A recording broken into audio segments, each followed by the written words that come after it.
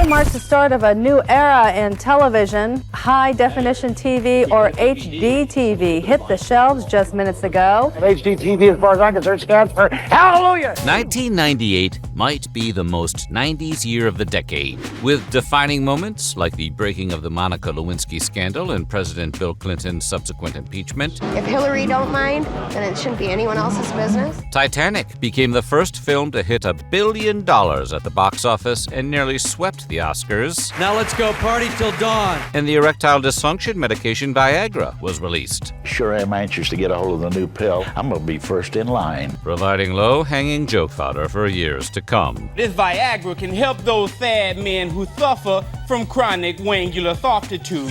TV was bringing the 90s energy too, with a slew of new shows about teenage angst, hot-button issues, and counting down the best music videos. We're taking you through all of the TV shows, news, and events of 1998. This is Timeline TV. Yada, yada, yada. I never heard from them again.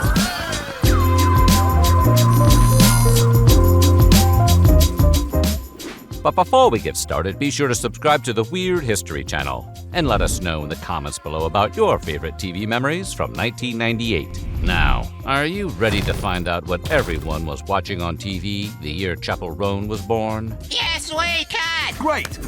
On January 3rd, the world of sports got a little less wide when ABC canceled its long-running anthology show, The Wide World of Sports. The iconic program, which debuted way back in April of 1961 and was hosted by Jim McKay, ran mostly on Saturday afternoons for 37 years.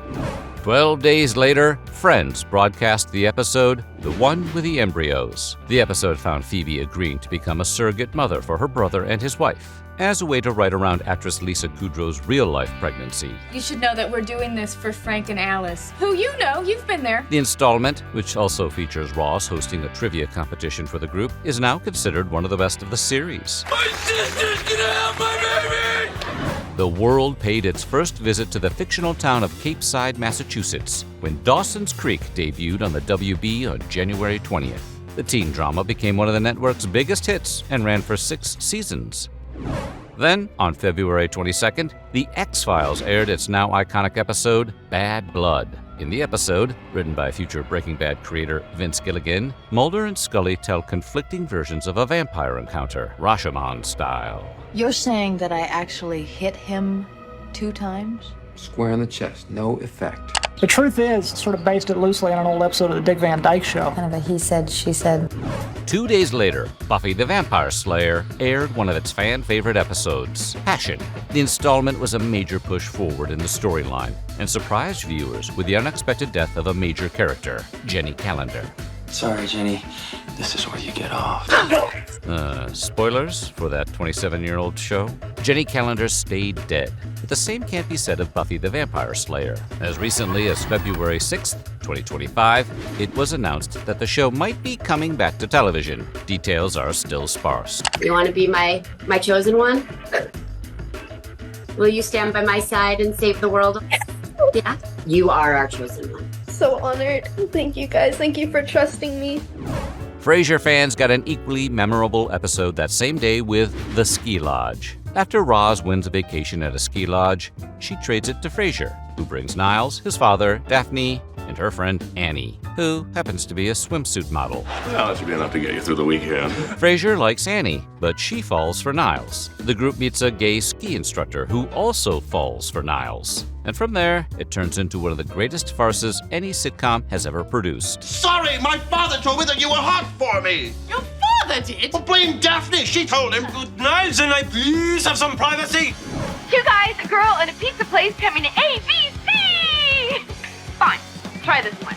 2 guys, no girl, and a pizza place. Then on March 11th, ABC unveiled its improbably titled sitcom, 2 Guys, a Girl, and a Pizza Place. Cher, you're a lot of things, but people person? It goes the Unabomber, then you. The series, starring future A-lister Ryan Reynolds, dropped the whole pizza place shtick after season 2 and changed its name to just 2 Guys and a Girl, the title it would keep until it was canceled after 4 seasons. 2 Guys, a Girl, and a Pizza Place, 1 week from Wednesday on ABC. If you were wanted for a heinous crime, you'd figure the last thing you'd do is appear on a nationally syndicated TV show. Nonetheless, on March 18th, wanted sex offender Matthew Fenwick showed up as a contestant on Wheel of Fortune. Matt Fenwick from Kansas City, Missouri. Yes. What do you do back there, Matt? I am working on a doctorate in piano. Fenwick won $4,400 on the show, but was recognized by one of his victims and arrested 2 days later. I think it's time to blow this scene, get everybody in the stuff together. Okay, 3, 2, 1, let's jam. On April 3rd, TV Tokyo aired the first episode of the sci-fi anime series Cowboy Bebop. Set in space in the year 2071, the show follows the adventures of former hitman Spike Spiegel and his crew of misfits. Now widely regarded as the best anime series ever, it ran for just 24 episodes. Then on April 6th, PBS Kids started airing episodes of the British children's television series Teletubbies. The show followed 4 colorful, toddler-like creatures that had antennae on their heads, television screens in their bellies, and spoke entirely in gibberish. Yay, tubby toes, tubby toes, tubby toes. The weirdly psychedelic program was a massive hit in the US, running for 5 seasons and spawning 4 spin-offs, a tidal wave of merchandise, and 2 revival series. 1 month later, May 7th, Seinfeld aired the most controversial episode of its whole run, The Puerto Rican Day, on May 7th. In the episode, Kramer accidentally sets a Puerto Rican flag on fire during the Puerto Rican Day parade and stomps it out. There's a guy burning the Puerto Rican flag! Who is burning the flag?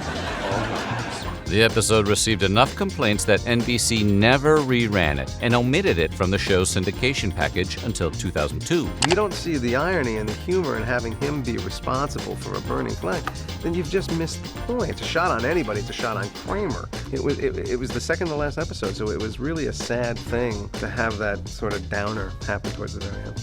Just 1 week later, it was time for the world to say goodbye to Seinfeld for good. Titled simply The Finale, the episode, which was preceded by an hour-long clip show, was deliberately anticlimactic and ended with all 4 main characters in prison. Today, it's still regarded as one of the most divisive series finales in TV history. Haven't we had this conversation before?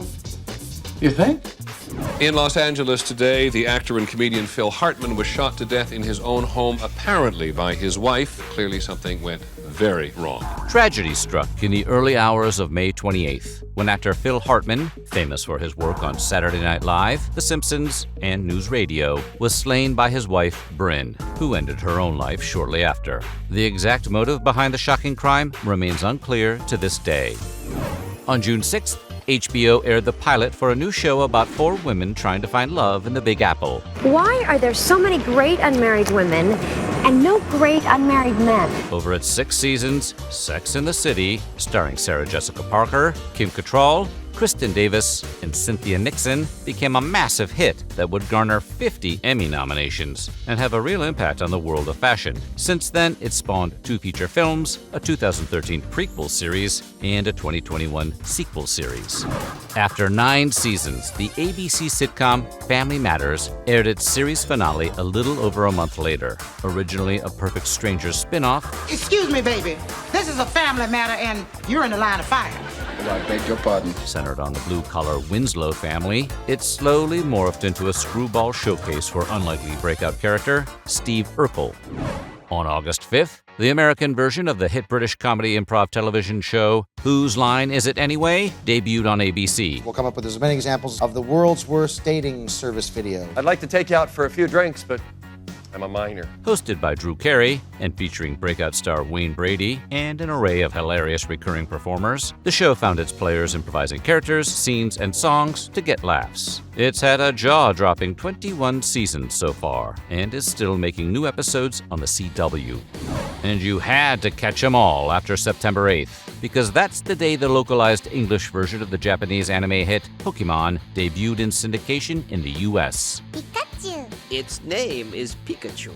Oh, it's so cute. It's the best of all. In addition to kicking off the Pokemon phenomenon, the show's massive popularity is widely credited with paving the way for anime in the US. By May 10th, 2019, Pokemon would be so popular it would be the subject of the live-action feature film Detective Pikachu, featuring the star of 2 Guys and a Girl himself, Ryan Reynolds. That's right, Mr. Mime.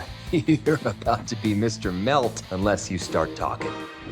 On August 19th, The Upright Citizens Brigade premiered on Comedy Central. The sketch comedy show, created by the now famous improv group of the same name, ran for 3 bizarre seasons and kick-started the careers of Matt Walsh and Amy Poehler. And I'm gonna throw you a wild party, because I never had an astronaut friend before. The 70s returned on August 23rd when That 70s Show debuted on Fox. Get home for the Rundgren concert, and I'm sitting on the hood of the car, and I kissed him.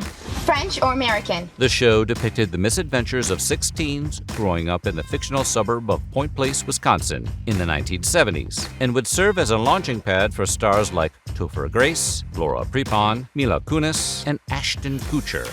Carson Daly here, September 14th, 1998. You're watching Total Request Live. That's right. This is still a live television show. Total Request Live debuted on MTV. The series, which came to be known as TRL, featured host Carson Daly hosting a live, real-time countdown of the most popular music videos of the day, as determined by fan votes. Piggybacking off Daly's then enormous popularity, the show became a pop culture tastemaker. Daly would depart in 2003, but the show would keep chugging along with a succession of hosts until 2008. 1 week later, the King of Queens took the throne on CBS, a working-class family sitcom loosely inspired by the classic series The Honeymooners. The series followed the lives of Doug and Carrie Heffernan, a couple living in the Rego Park neighborhood of Queens in New York City. What are you so upset about? I was just going to the movies. That part's fine, just fine. The part I'm having a problem with, Dad, is the hookers. It would run an impressive 9 seasons, making stars out of Kevin James, Leah Remini, and Patton Oswalt. Meanwhile, over on NBC, that very same night, viewers were getting their first ever look at Will and Grace. Terrace, beautifully decorated by talented women who hate looking for apartments, gay best friend included. The new sitcom focused on the friendship between a gay lawyer named Will and a straight interior designer named Grace, respectively played by Eric McCormick and Deborah Messing. The groundbreaking series would run 8 seasons and get a 3-season reboot in 2017. To my Will, you are my hero and my soulmate. You probably don't remember The Secret Diary of Desmond Pfeiffer, and that's a good thing. The UPN series, which debuted on October 5th, focused on a black English nobleman who is chased out of England and winds up becoming Abraham Lincoln's valet. This came for you. It's new. Should get you from here to Salem in half the time. But the show's lighthearted take on the issue of slavery sparked a protest rally outside Paramount Studios. Finally, on November 18th, the Cartoon Network introduced us all to Blossom, Bubbles, and Buttercup, also known as the Powerpuff Girls. The animated superhero series followed the adventures of 3 superpowered little girls, who are frequently called upon to protect the city of Townsville from supervillains. Popular with viewers of all ages, the series would run for 6 seasons, 3 TV specials, and get a theatrically released feature film in 2003. Mojo Jojo just can't catch a break. So what do you think? What was the best new show of 1998? Let us know in the comments below. And while you're at it, check out some of these other timeline videos.